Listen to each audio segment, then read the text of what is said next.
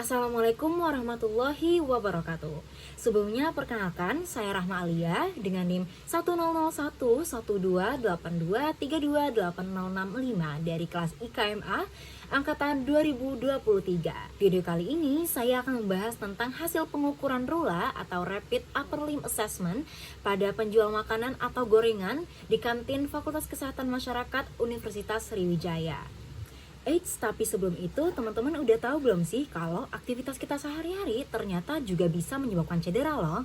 Nah, aktivitas tersebut bisa seperti saat kita makan, kita berolahraga, jalan, ataupun saat kita berlari. Jadi setiap aktivitas kita itu bisa beresiko cedera. Penting juga saat kita bekerja, di mana saat kita bekerja juga dapat mengakibatkan ataupun meningkatkan resiko cedera. Salah satunya adalah adanya gangguan pada muskuloskeletal atau muskuloskeletal disease. Dengan adanya metode pengukuran RULA atau Rapid Upper Limb Assessment, ini sangat amat dapat membantu dalam membuat ataupun menetapkan estimasi resiko terjadinya gangguan otot, terutama pada tubuh bagian atas. Dalam praktik pengukuran RULA memiliki 3 tabel. Pertama itu ada tabel A, selanjutnya juga ada tabel B.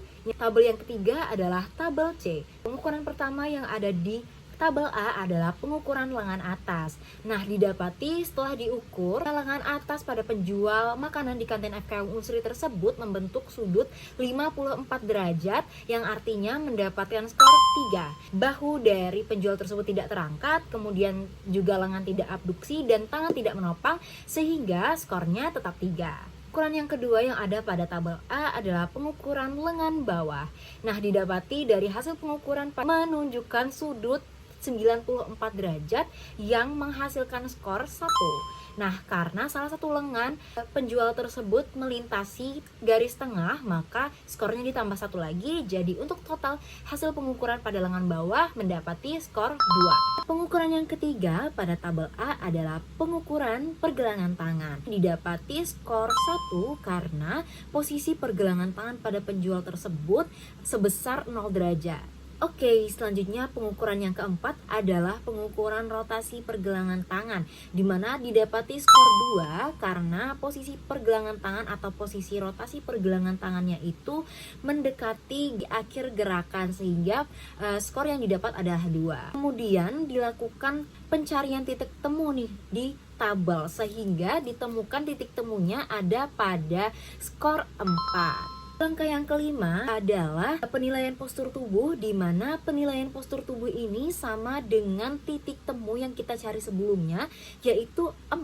Untuk langkah yang keenam di tabel A adalah skor pada penggunaan otot. Pada penjual makanan di kantin FKM Unsri ini melakukan gerakan yang sama lebih dari 4 kali dalam 1 menit sehingga skornya adalah 1. Oke, langkah yang ketujuh adalah skor tenaga atau skor beban, di mana pada pengukurannya didapati skor 0 karena beban yang diangkat ataupun beban yang diterima oleh penjual makanan tersebut kurang dari 2 kg. Yang kedelapan adalah dilakukan penjumlahan antara skor postur tubuh, skor penggunaan otot, dan juga skor tenaga kerja atau skor beban. Yang didapati 4 ditambah 1 ditambah 0 sama dengan 5. Jadi pada step ke-8 ini diperoleh skor 5. Nah, tabel yang kedua adalah tabel pengukuran pada leher, batang tubuh, dan pada kaki. Langkah pertama adalah mengukur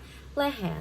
Dan didapati leher pada penjual makanan tersebut berada pada posisi lurus atau 0 derajat sehingga skornya didapati 1.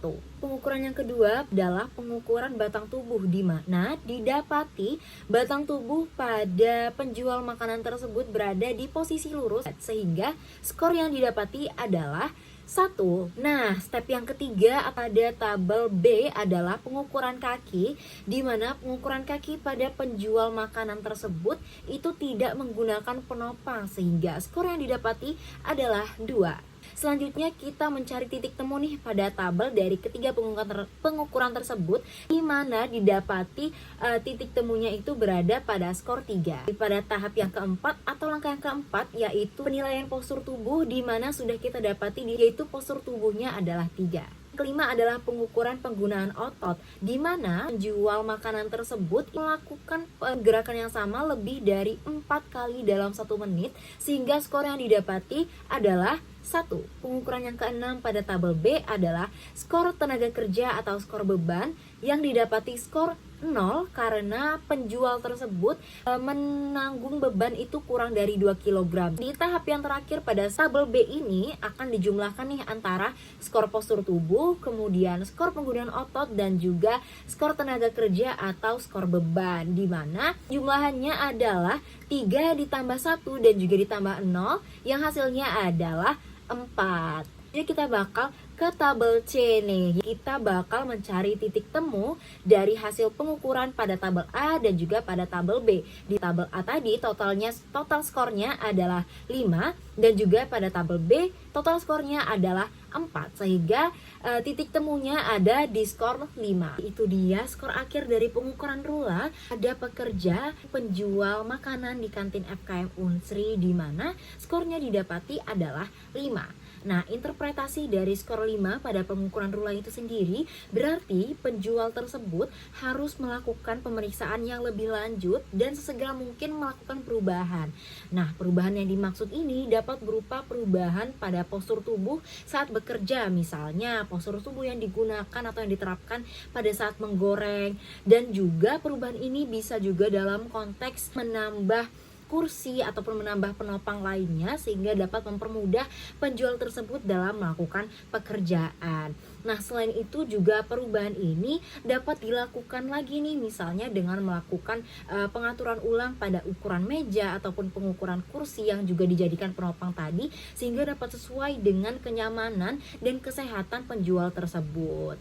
Oke, mungkin itu saja yang dapat saya sampaikan di praktik Rula atau Rapid Upper Limb Assessment di video kali ini. Maaf apabila terdapat kesalahan dan saya ucapkan terima kasih atas perhatiannya. Wassalamualaikum warahmatullahi wabarakatuh.